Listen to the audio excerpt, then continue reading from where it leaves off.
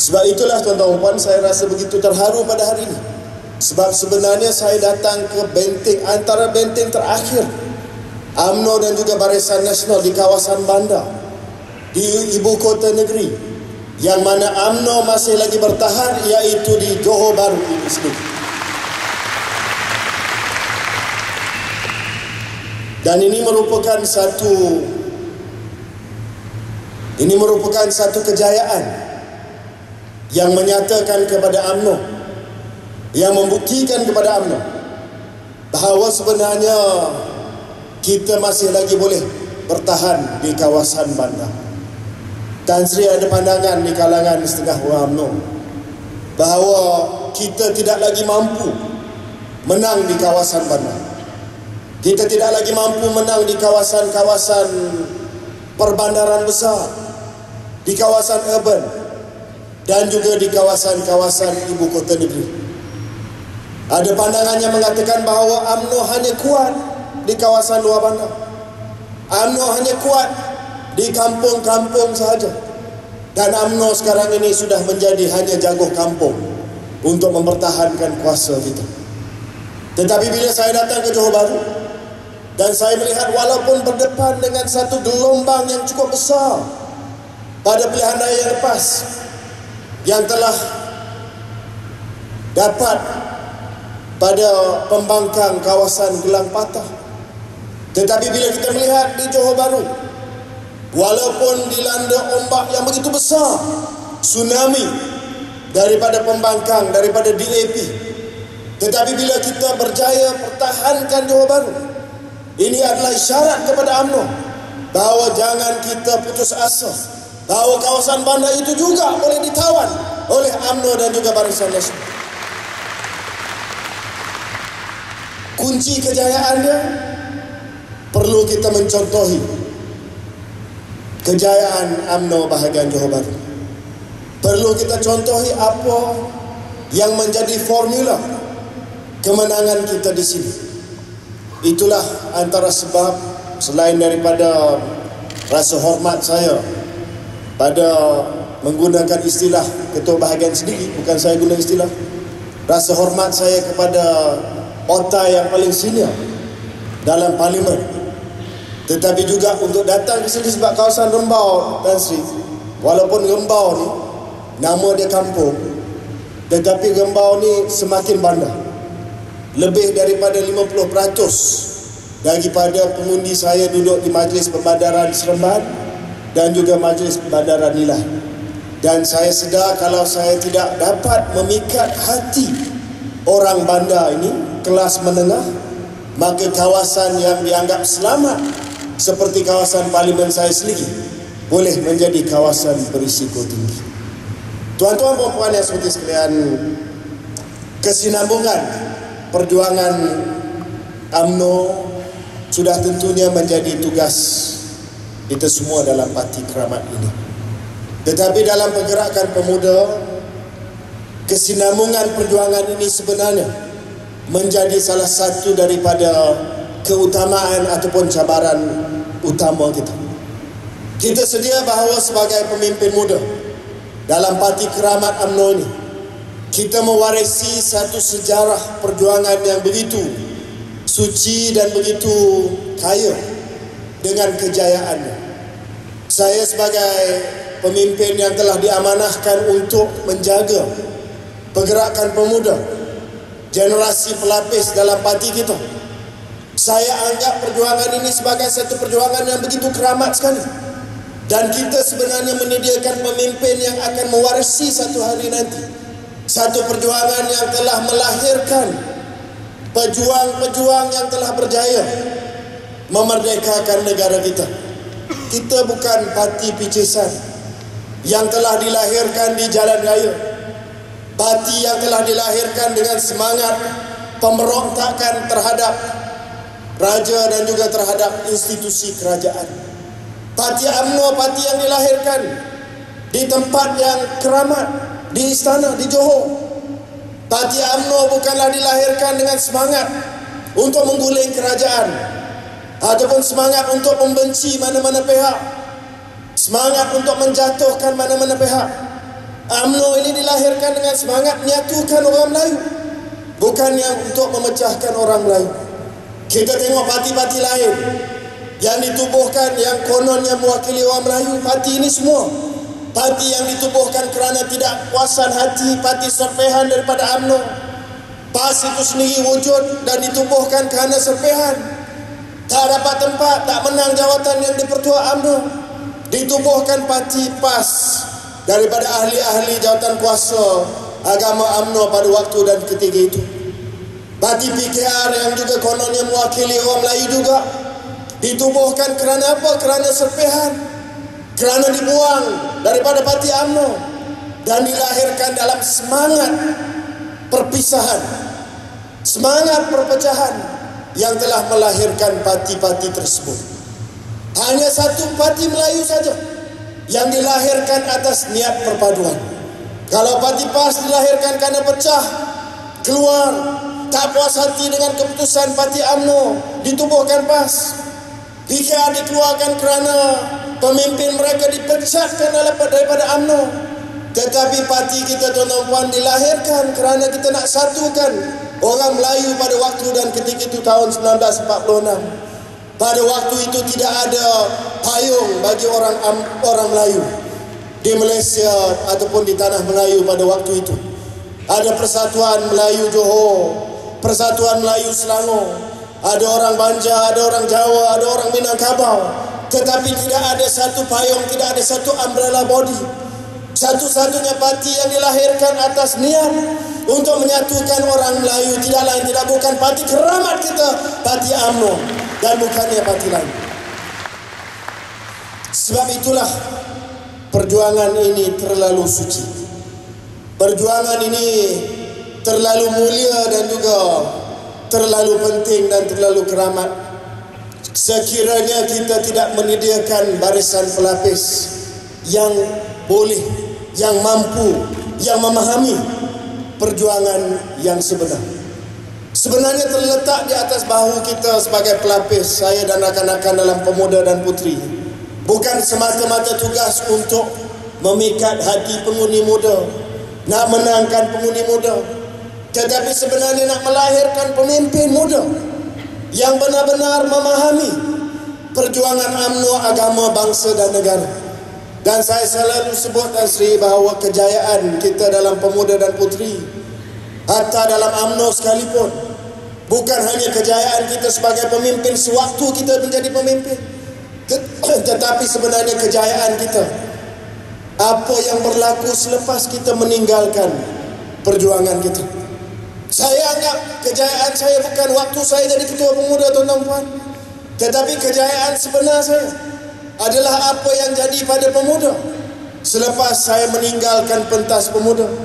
Kalau sekiranya saya tak sediakan barisan pelapis yang mampu untuk menggalas tanggungjawab selepas saya proses program pengkaderan, maka saya tidak akan berjaya sebagai seorang pemimpin. Jadi tugas kita pada hari ini adalah untuk melahirkan pemimpin-pemimpin, bagi peluang kepada mereka. Saya tidak hanya melihat kepada pemuda dan puteri yang umurnya 30-an. Kita kena mula daripada usia yang lebih muda lagi, 20-an, mereka yang ada di universiti, mereka yang ada di college. Mestilah ditanam dengan jiwa dan juga semangat perjuangan UMNO. Kalau sekiranya tidak, tuan-tuan puan, pasaran kita sudah dicerobohi oleh pesaing-pesaing yang lain. Kita jangan ingat orang Melayu akan masuk dalam UMNO. Kita jangan hanya ingat bahawa pesaing kita PAS ataupun PKR. Hari ini kita melihat bahawa parti lain, parti DAP pun sudah mula cuba menarik minat dan sokongan daripada orang muda Melayu. Tengok saja apa yang berlaku pada pilihan raya kecil di Teluk Intan.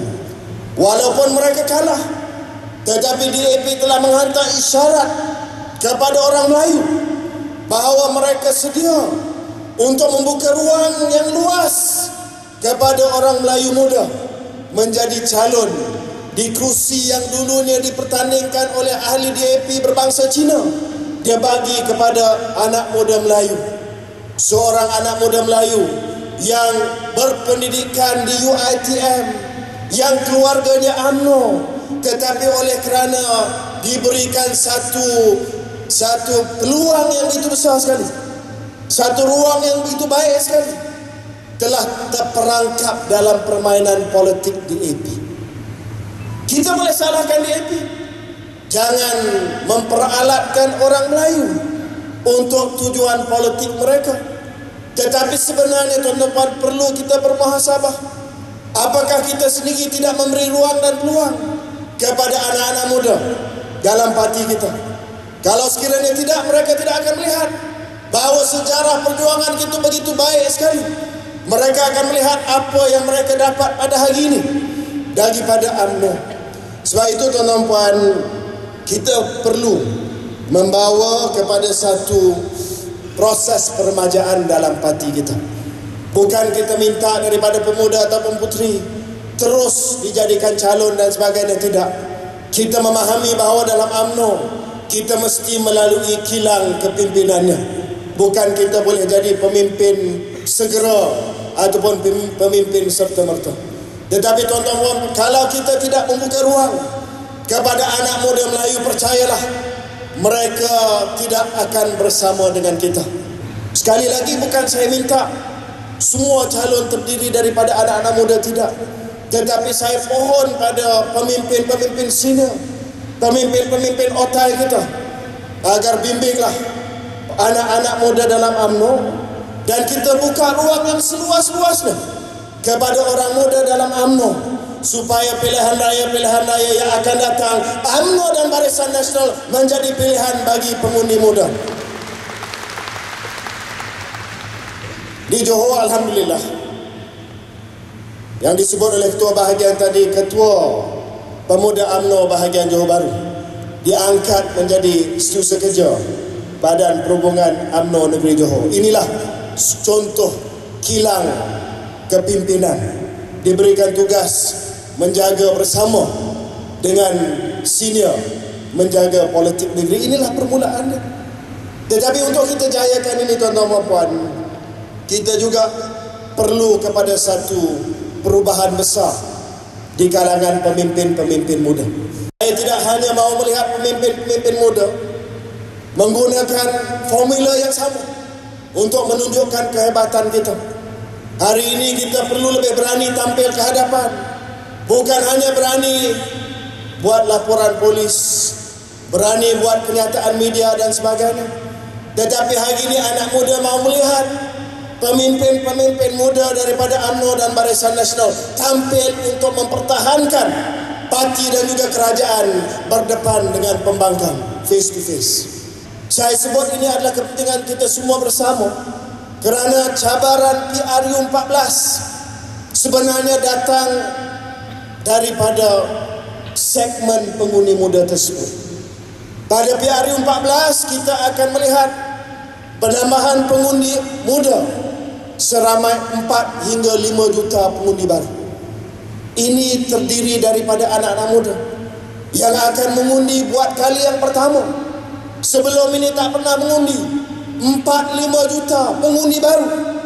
Majoritinya terdiri daripada anak muda yang akan menentukan keputusan PRU14 akan datang. Saya buat kajian, 60 hingga 70% daripada pengundi baru ini akan datang daripada kawasan-kawasan bandar. Mereka ada di kawasan bandar. Kerana kita kena terima hakikat bahawa bandar adalah permainan ataupun tapak permainan anak muda. Mereka akan daftar mengundi di sini. Mereka akan mengundi di kawasan-kawasan bandar. Dan mereka bakal menentukan siapa menang dan juga siapa kalah di kawasan-kawasan bandar.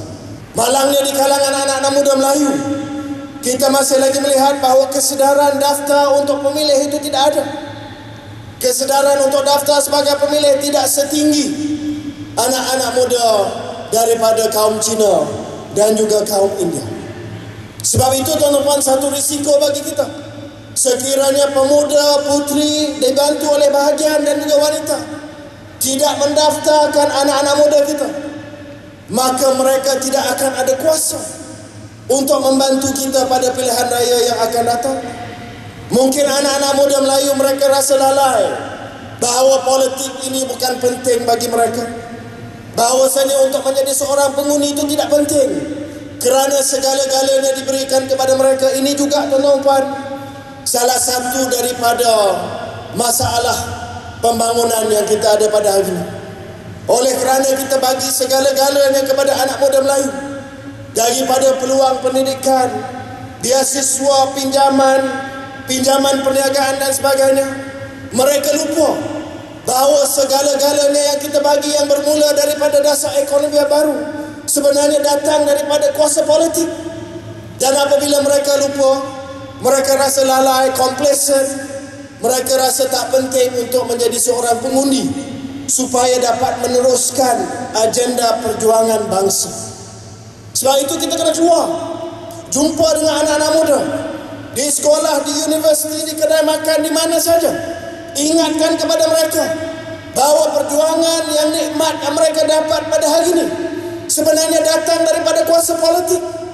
Kalau tidak ada kuasa politik, tidak adalah agenda untuk perkasakan Melayu. Kalau tidak ada kuasa politik, tidak adalah segala kemudahan yang mereka menikmati pada hari ini. Dan saya amat risau tuan-tuan, sebab mengikut tren pada pilihan raya yang lepas, memang anak-anak muda kita tak ramai yang daftar sebagai pemilih. Pemuda UMNO kita akan mulakan gerakan untuk daftar anak-anak muda Melayu sebagai pengundi. Tetapi saya pohon daripada pemimpin-pemimpin lama dan senior dan dewasa dan wanita, sama-sama kita ingatkan anak muda, kalau tidak ada kuasa politik di tangan UMNO, perjuangan Melayu, perjuangan yang mereka menikmati hari ini tidak akan dapat kita teruskan. Dan kita ingatkan kepada mereka, satu-satunya parti yang boleh menjamin kelangsungan perjuangan agama, bangsa dan negara adalah parti UMNO. Dan kita memerlukan kekuatan politik pada pilihan raya yang akan datang. Mereka dah lupa kuasa dan juga perjuangan bangsa kita datang daripada kuasa politik. Tak ada kuasa politik, tidak adalah apa saja yang kita melihat pada hari ini yang telah menguntungkan bangsa kita. Sebab itu saya harap bahawa kalau sekiranya kerajaan tidak mahu menerima cadangan yang pemuda dah buat lama dah, bahawasanya pendaftaran ini kita buat automatik saja, tak perlu kita nak cari daftar pemilih dan sebagainya, kita automatik sampai 21 tahun automatik mereka jadi pemilih ataupun pengundi. Tapi kalau atas sebab-sebab tertentu tak nak buat juga, saya harap kita dapat banyakkan lagi pengundi muda Melayu.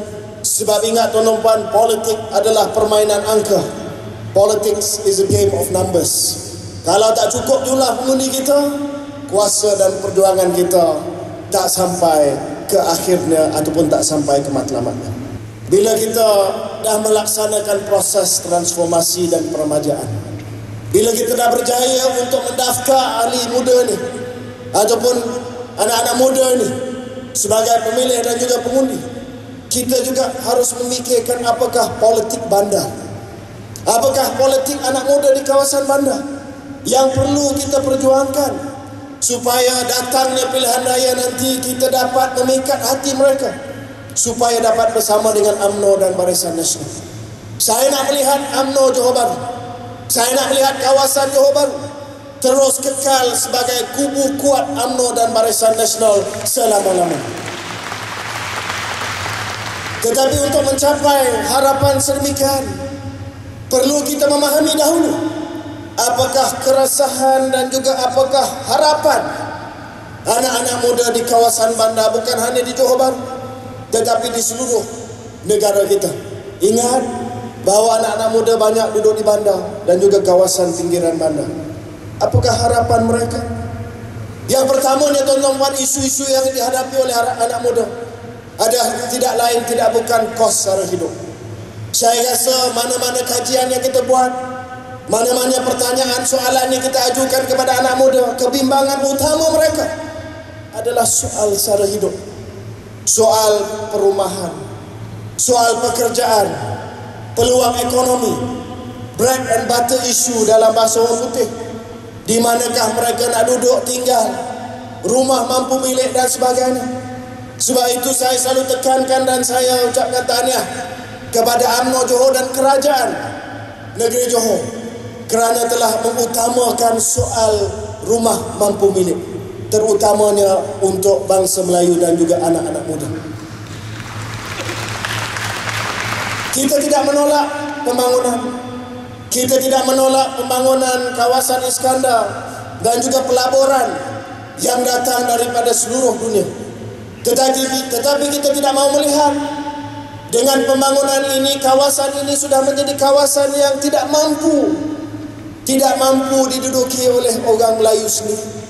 Kita nak kekalkan identiti kawasan-kawasan ini, identiti Melayu, supaya ada melabel, supaya ada kawasan Melayu yang dikekalkan di tengah-tengah bandar. Sebab itu saya harap dapat kita perjuangkan lagi, dan saya sebagai Ketua Pemuda UMNO Malaysia, saya akan turut menyokong apa saja usaha daripada pemuda UMNO Johor, daripada UMNO Johor untuk memastikan bahawa perubahan untuk bangsa Melayu, untuk anak muda Melayu cukup di kawasan pembandaran Johor Bahru. Sentiasa saya bangkitkan perkara ini. Malah dalam kabinet pun saya bangkitkan janji kita. Menyediakan rumah mampu milik adalah menjadi satu janji dalam manifesto pilihan raya kita. Jadi pastikan kita dapat melaksanakannya. Saya harap kerajaan dapat pertimbangkan cadangan pemuda UMNO agar perumahan dan juga bandar-bandar belia ini, terutamanya untuk anak-anak muda kita, dapat didirikan untuk menjadi kawasan tumpuan agar mereka dapat mengatasi kos sara hidup yang dihadapi oleh mereka pada hari ini. Yang kedua, isu belia ataupun anak muda yang dihadapi hari ini adalah soal ini yang disebut politik baru.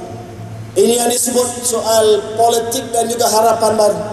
Soal ketelusan, keterbukaan, kebebasan dan sebagainya. Saya rasa ini adalah penting bagi generasi muda. Mereka nak melihat pentadbiran pada hari ini adalah betul-betul untuk rakyat dan bukannya untuk pemimpin dan juga untuk kepentingan peribadi. Mereka nak melihat good governance, tadbir urus yang baik yang dilaksanakan oleh kerajaan kita. Mereka nak melihat bahawa ketelusan itu menjadi satu amalan pentadbiran. Mereka nak melihat bahawa kebertanggungjawaban, integriti pemimpin itu penting.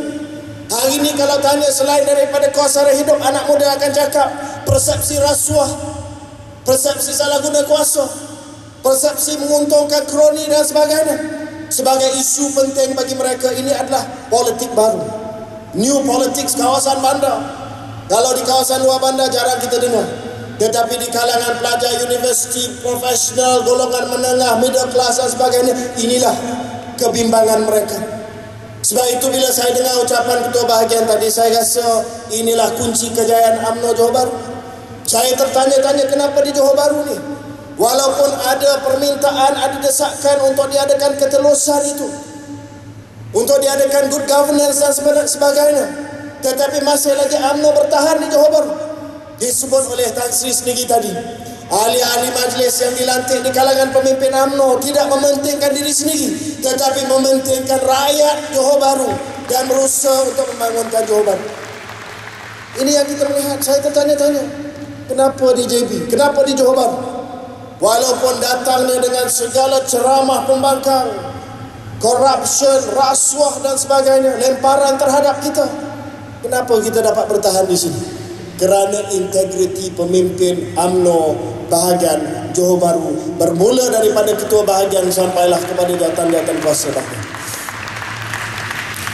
Kekalkan integriti ini, sebab saya percaya generasi muda, dia nak melihat keterbukaan, ketelusan ini sentiasa menjadi amalan kita.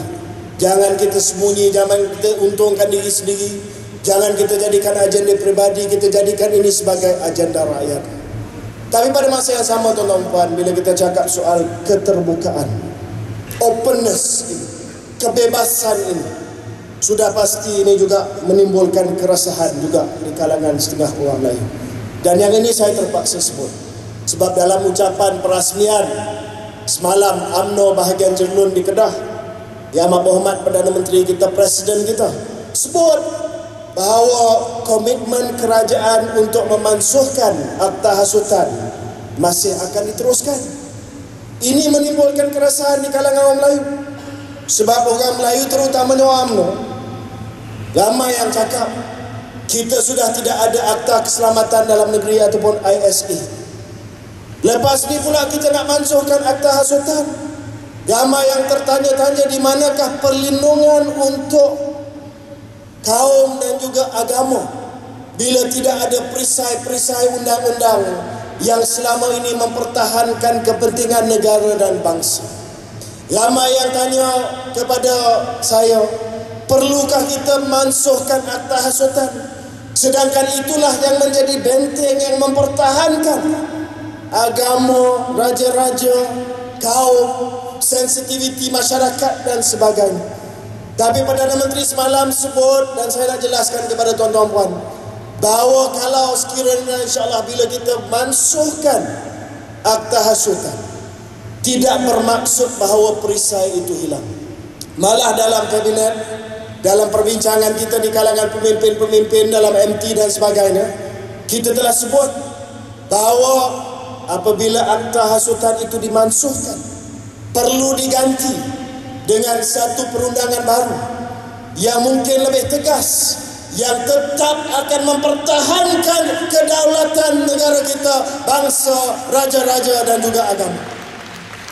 Sebab keresahan ini satu keresahan yang saya rasa sahih, valid.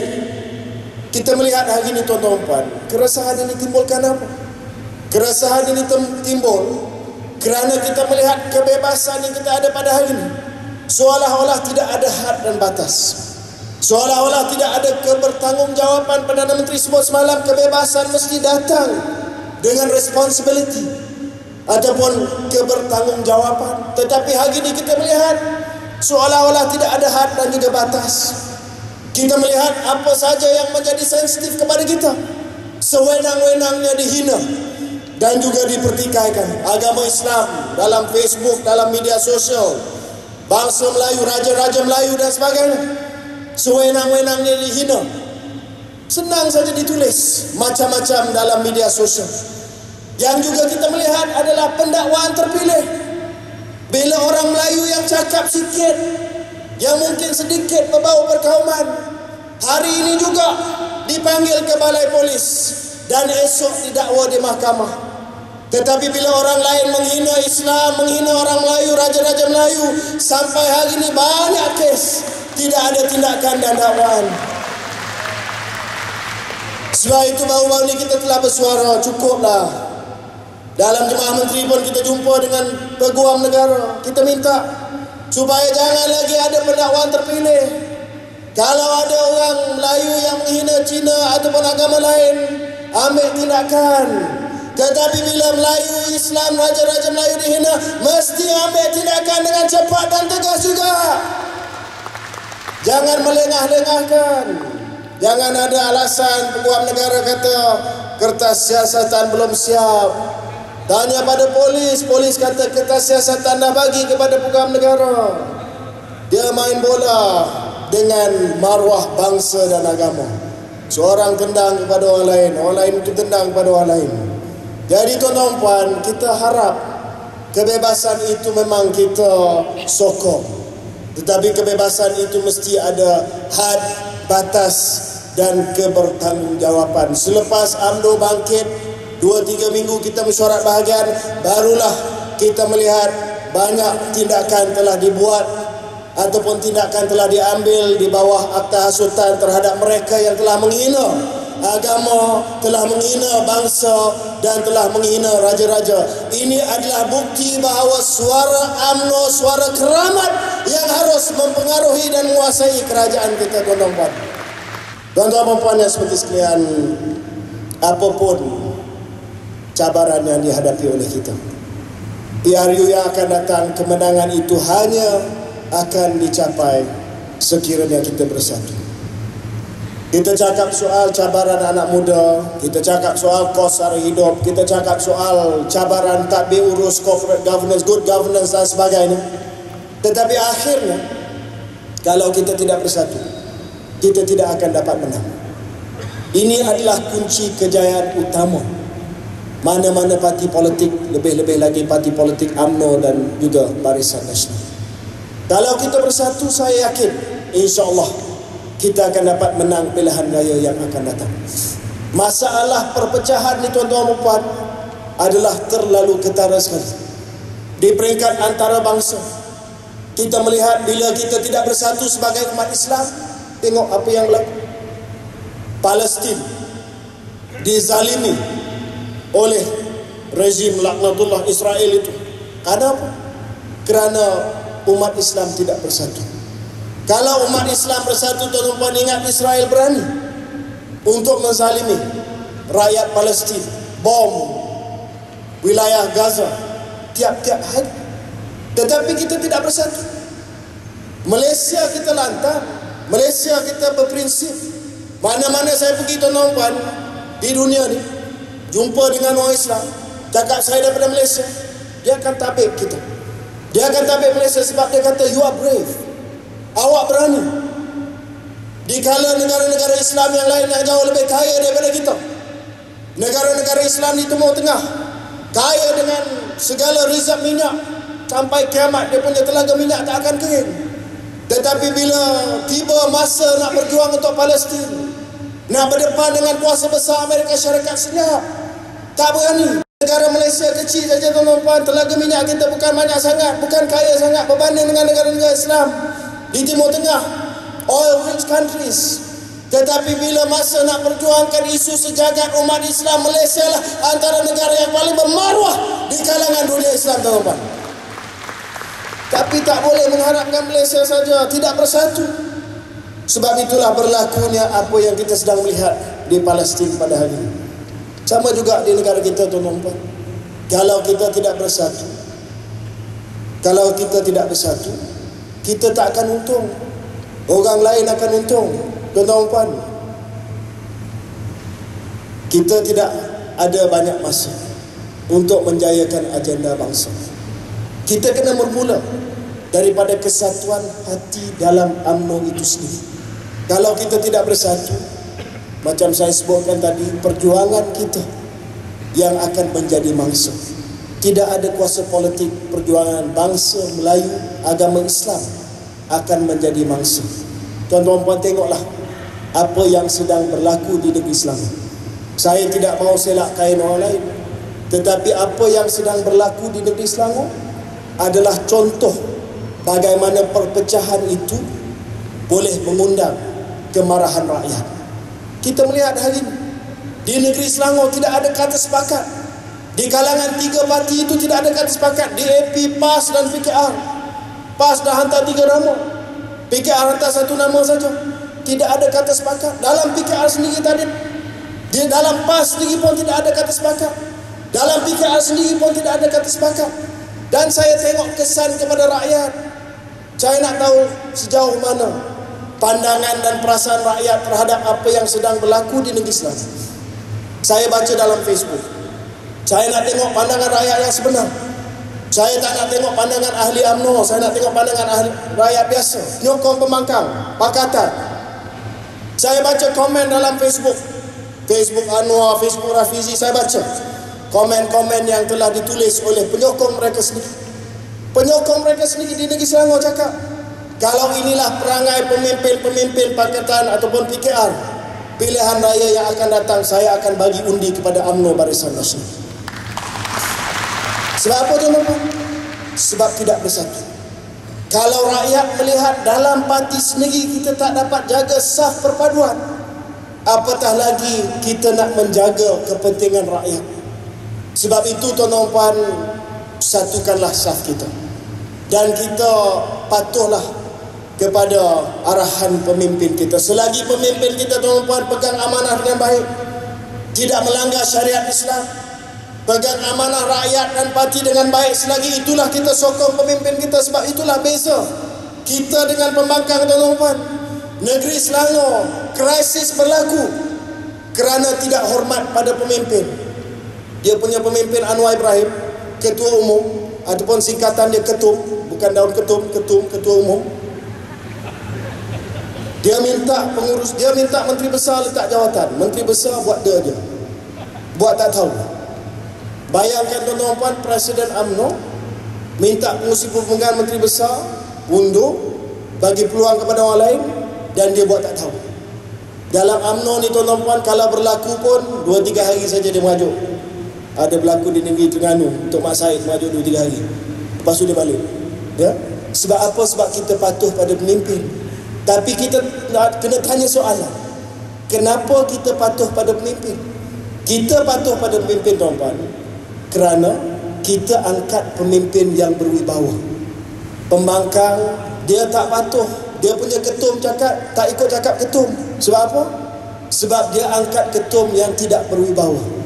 Dia angkat seorang ketua yang tak ada kredibiliti. Tetapi dalam UMNO kita ikut cakap pemimpin kita, sebab presiden yang kita angkat adalah seorang pemimpin yang berwibawa, kredibiliti yang boleh kita sokong sebagai pemimpin parti dan pemimpin negara kita.